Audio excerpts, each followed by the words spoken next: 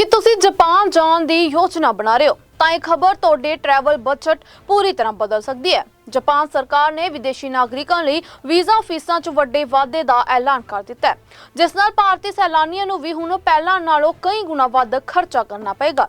ਖਾਸ ਗੱਲ ਇਹ ਹੈ ਕਿ ਲਗਭਗ 48 ਸਾਲਾਂ ਬਾਅਦ ਜਾਪਾਨ ਨੇ ਆਪਣੀਆਂ ਵੀਜ਼ਾ ਫੀਸਾਂ 'ਚ ਇੱਕ ਵੱਡੀ ਸੋਧ ਕੀਤੀ ਹੈ। ਜੇਕਰ ਤੁਸੀਂ ਕਿਓਟੋ ਦੇ ਖੂਬਸੂਰਤ ਚੈਰੀ ਬਲੌਸਮ ਦੇਖਣ, ਟੋਕੀਓ ਦੀ ਆਧੁਨਿਕ ਜ਼ਿੰਦਗੀ ਦਾ ਅਨੁਭਵ ਕਰਨ ਜਾਂ ਹੋਕਾਈਡੋ ਦੀ ਬਰਫ਼ਬਾਰੀ ਦਾ ਆਨੰਦ ਲੈਣ ਦੀ ਯੋਜਨਾ ਬਣਾ ਰਹੇ ਹੋ ਤਾਂ ਹੁਣ ਤੁਹਾਨੂੰ ਆਪਣੇ ਯਾਤਰਾ ਬਜਟ 'ਚ ਵੀਜ਼ਾ ਖਰਚੇ ਲਈ ਵੱਖਰਾ ਧਿਆਨ ਰੱਖਣਾ ਪਏਗਾ। ਸਥਾਨਕ ਰਿਪੋਰਟਾਂ ਦੀ ਅਧਿਕਾਰਤ ਜਾਣਕਾਰੀ ਮੁਤਾਬਕ ਜਾਪਾਨ ਦੀ ਨਵੀਂ ਵੀਜ਼ਾ ਫੀਸ ਨੀਤੀ 1 ਜੁਲਾਈ ਤੋਂ ਲਾਗੂ ਹੋਏਗੀ ਤੇ ਇਸ ਤਾਰੀਖ ਤੋਂ ਬਾਅਦ ਜਮ੍ਹਾਂ ਹੋਣ ਵਾਲੀਆਂ ਸਾਰੀ ਵੀਜ਼ਾ ਅਰਜ਼ੀਆਂ ਉੱਤੇ ਨਵੀਆਂ ਦਰਾਂ ਲਾਗੂ ਕੀਤੀਆਂ ਜਾਣਗੀਆਂ।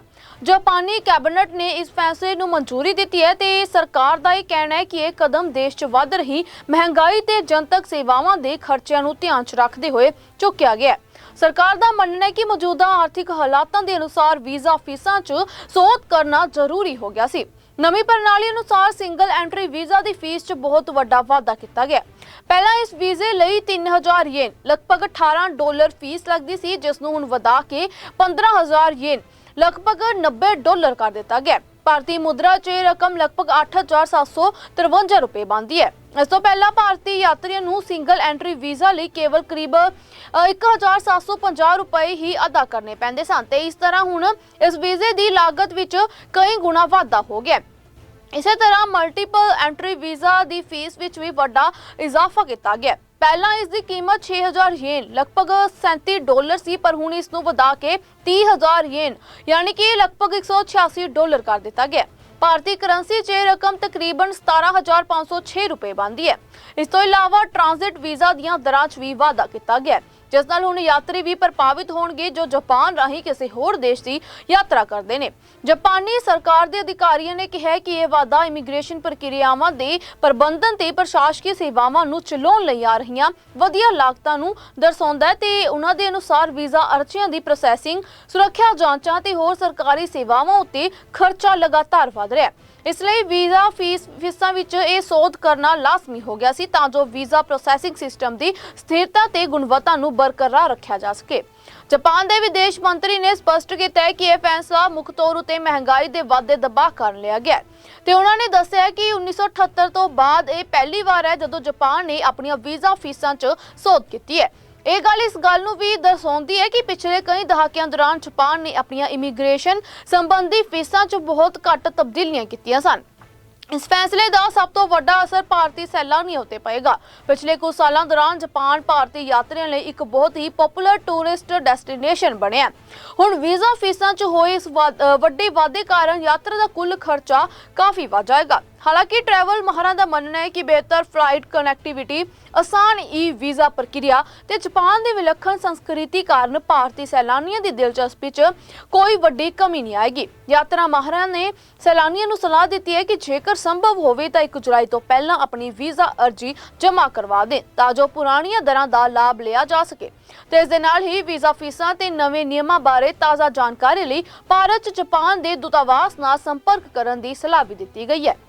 ਯਾਤਰੀਆਂ ਨੂੰ ਇਹ ਵੀ ਕਿਹਾ ਗਿਆ ਹੈ ਕਿ ਉਹ ਹੁਣ ਆਪਣੀ ਯਾਤਰਾ ਦੀ ਤਾਰੀਖ ਤੋਂ ਕਾਫੀ ਪਹਿਲਾਂ ਵੀਜ਼ਾ ਲਈ ਅਪਲਾਈ ਕਰਨ ਤਾਂ ਜੋ ਕਿਸੇ ਵੀ ਤਰ੍ਹਾਂ ਦੀ ਦੇਰੀ ਜਾਂ ਅਸੁਵਿਧਾ ਤੋਂ ਬਚਿਆ ਜਾ ਸਕੇ। ਕੁੱਲ ਮਿਲਾ ਕੇ 1 ਜੁਲਾਈ ਤੋਂ ਜਾਪਾਨ ਜਾਣਾ ਪਹਿਲਾਂ ਨਾਲੋਂ ਮਹਿੰਗਾ ਹੋਣ ਜਾ ਰਿਹਾ ਹੈ ਤੇ ਵੀਜ਼ਾ ਫੀਸਾਂ 'ਚ ਹੋਇਆ ਇਹ ਇਤਿਹਾਸਕ ਵਾਧਾ ਭਾਰਤੀ ਸੈਲਾਨੀਆਂ ਦੇ ਬਜਟ ਉੱਤੇ ਸਿੱਧਾ ਅਸਰ ਪਾਏਗਾ।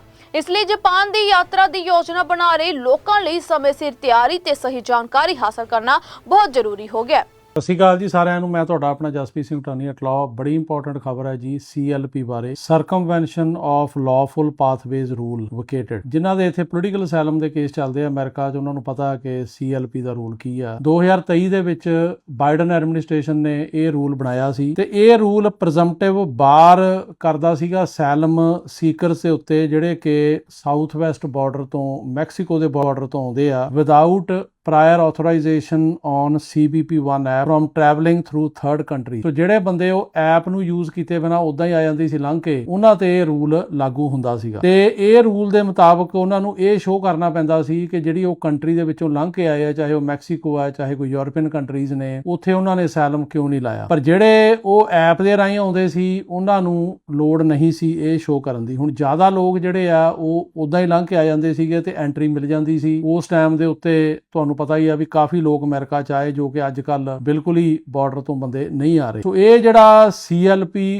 ਰੂਲ ਆ ਇਹਨੂੰ ਚੈਲੰਜ ਕੀਤਾ ਗਿਆ ਕੋਰਟ ਦੇ ਵਿੱਚ ਤੇ ਹੁਣ ਮਈ 7 2026 ਨੂੰ ਈਸਟ ਬੇ ਕੋਰਟ ਜਿਹੜੀ ਕੈਲੀਫੋਰਨੀਆ ਦੇ ਵਿੱਚ ਆ, ਉਹਨੇ ਆਪਣੀ ਪੁਰਾਣੀ ਜਿਹੜੀ ਇੱਕ ਜਜਮੈਂਟ ਕੀਤੀ ਸੀ ਉਹਨੂੰ ਰੀਫਰਮ ਕੀਤਾ ਕਿ ਇਹ ਰੂਲ ਜਿਹੜਾ ਗਲਤ ਹੈ ਤੇ ਇਹ ਰੂਲ ਬੰਦ ਹੋਣਾ ਚਾਹੀਦਾ। ਇਸ ਕੋਰਟ ਨੇ ਪਹਿਲਾਂ ਵੀ ਇਹ ਕਿਹਾ ਸੀ ਕਿ ਰੂਲ ਇਹ ਜਿਹੜਾ ਇਮੀਗ੍ਰੇਸ਼ਨ ਨੈਸ਼ਨੈਲਿਟੀ ਐਕਟ ਆ ਉਹਦੇ 'ਚ ਨਹੀਂ ਪੂਰਾ ਉਤਰਦਾ, ਉਹਦੇ ਅਗੇਂਸਟ ਆ, ਲੇਕਿਨ ਉਹਦੀ ਅਪੀਲ ਹੋ ਗਈ 9 ਸਰਕਟ ਦੇ ਵਿੱਚ, ਉੱਥੇ ਕਾਫੀ ਦੇਰ ਰਹੀ, ਉਹਨਾਂ ਨੇ ਸਟੇ ਕਰਤੀ ਉਹਦੀ ਜਜਮੈਂਟ। ਪਰ ਹੁਣ ਦੁਬਾਰਾ ਇਹ ਕੇਸ 9 ਸਰਕਟ ਤੋਂ ਉਸੇ ਜੱਜ ਕੋਲ ਆ ਗਿਆ ਤੇ ਉਹਨੇ ਇਹ ਕਹਿ ਦਿੱਤਾ ਕਿ ਰੂਲ ਜਿਹੜਾ ਹੈਗਾ ਇਹ ਗਲਤ ਹੈ, ਇਹ ਲਾਗੂ ਨਹੀਂ ਹੋਣਾ ਚਾਹੀਦਾ। ਸੋ ਹੁਣ ਜਿਹੜਾ CLP ਦਾ ਰੂਲ ਹੈ ਜਾਂ CLP ਬਾਰ ਆ ਉਹ ਅਸਾਈਲਮ ਕੇਸਾਂ ਦੇ ਉੱਤੇ ਇੰਪਲੀਮੈਂਟ ਨਹੀਂ ਹੁੰਦੀ। ਇਹ ਹੁਣ ਰੂਲ ਕਿਉਂਕਿ ਕੋਰਟ ਨੇ ਇਨਵੈਲਿਡ ਕਰ ਦਿੱਤਾ, ਜਿਹੜੇ ਹੁਣ ਨਵੇਂ ਐਂਟਰੈਂਟਸ ਆਉਂਦੇ ਨੇ ਅਮਰੀਕਾ ਦੇ ਵਿੱਚ ਉਹਨਾਂ ਤੇ ਵੀ ਇਹ ਲਾਗੂ ਨਹੀਂ ਹੁੰਦਾ। ਪਰ ਨਵੇਂ ਬੰਦੇ ਤਾਂ ਆ ਹੀ ਨਹੀਂ ਰਹੇ, ਜੇ ਕੋਈ ਆਉਂਦਾ ਤਾਂ ਉਹਨੂੰ ਬਾਹਰ ਆਉਣ ਦਾ ਕੋਈ ਮੌਕਾ ਨਹੀਂ ਮਿਲਦਾ, ਨਾ ਬੌਂਡ ਹੁੰਦਾ ਤੇ ਹੇਬੀਅਸ ਕਾਰਪਸ ਵੀ ਨਹੀਂ ਹੁੰਦੀ ਨਵੇਂ ਬੰਦਿਆਂ ਦੀ। ਪਰ ਜਿਹੜੇ ਨਵੇਂ ਐਂਟਰੈਂਟਸ ਨੇ ਉਹਨਾਂ ਤੇ ਇਹ ਰੂਲ ਲਾਗੂ ਨਹੀਂ ਹੋਏਗਾ। ਜਿਹੜੇ ਕੇਸ ਦੇ ਵਿੱਚ ਇਹ ਰੂਲ ਚੈਲੰਜ ਕੀਤਾ ਗਿਆ ਸੀ ਫੈਡਰਲ ਕੋਰਟ ਦੇ ਵਿੱਚ, ਉਹਦਾ ਨਾਂ ਹੈਗਾ ਜੀ ਈਸਟ ਬੇ ਸੈਂਚੁਰੀ ਕੋਵਨੈਂਟ ਵਰਸਸ ਟਰੰਪ।